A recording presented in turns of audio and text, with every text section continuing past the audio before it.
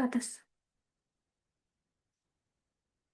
Assalamualaikum warahmatullahi wabarakatuh. Perkenalkan, nama saya Vicky Ngerisari dengan NIM J1CN024011.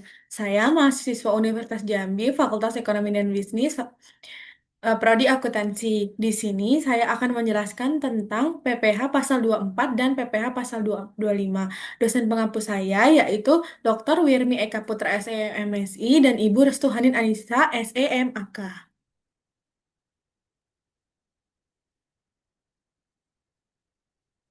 Nah, yang pertama saya akan menjelaskan tentang PPh Pasal 24. PPh Pasal 24 adalah pajak atas penghasilan yang diterima dari luar negeri dan dapat dikreditkan terhadap pajak yang terutang di Indonesia. Tujuan utamanya adalah menghindari pajak terganda, yaitu ketika penghasilan dikenai pajak dari dua negara. Di tempat penghasilan diperoleh dan di Indonesia. Dasar hukum PPh Pasal 24 yaitu Undang-Undang Nomor 36 Tahun 2008 tentang Pajak Penghasilan Peraturan Menteri Keuangan Nomor 192 PMK 03 2018. Selanjutnya, tujuan dan manfaat PPh Pasal 24. Yang pertama, mencegah pajak berganda penghasilan dari luar negeri tidak dikenakan pajak dua kali. Yang kedua, mendorong kepatuhan pajak. Wajib pajak akan lebih terbuka melaporkan seluruh penghasilannya. Yang terakhir, meningkatkan keadilan fiskal beban pajak disesuaikan agar tidak merugikan wajib pajak. Selanjutnya, yaitu batas maksimum kredit pajak.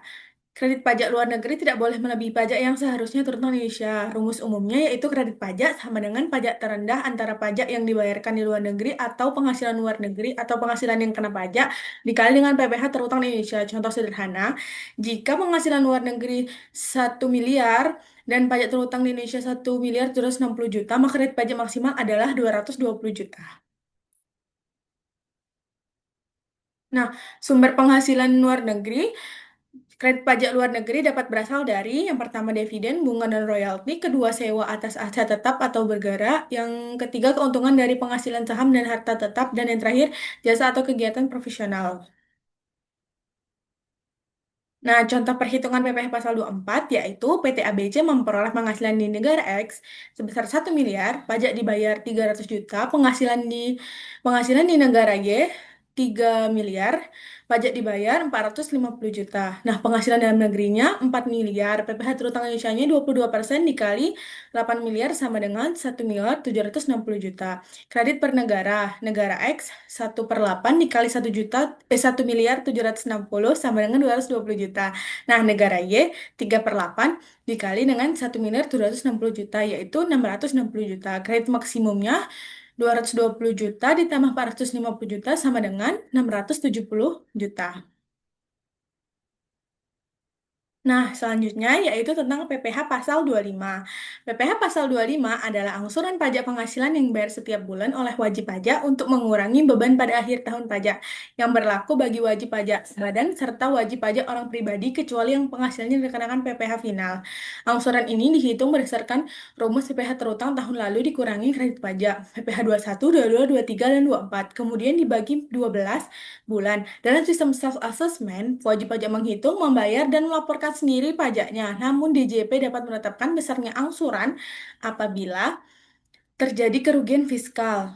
Nah, penghasilan tidak teratur, SPT disampaikan terlambat, atau terdapat perubahan kondisi usaha.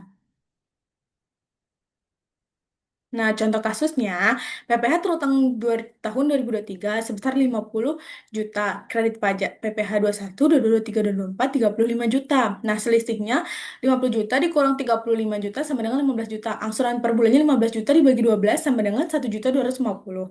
Nah, tidak ada tarif khusus untuk PPh pasal 25 karena ini bukan objek pajak, melainkan mekanisme pembayaran. PPh 25 adalah angsuran dari PPh terutang berdasarkan hasil perhitungan-perhitungan tahun sebelumnya. Nah, kesimpulan dari presentasi di atas adalah PPh Pasal 24 dan PPh Pasal 25 merupakan dua ketentuan penting dalam sistem perpajakan di Indonesia yang saling melengkapi. PPh Pasal 24 memberikan fasilitas kredit pajak atas penghasilan luar negeri untuk mencegah pajak berganda dengan mekanisme perhitungan yang membatasi jumlah kredit sesuai proporsi penghasilan dan pajak terutang di Indonesia. Sementara itu, PPh Pasal 25 berfungsi sebagai angsuran pajak bulanan yang dibayarkan berdasarkan PPh terutang tahun sebelumnya, guna meringankan beban pada akhir tahun pajak.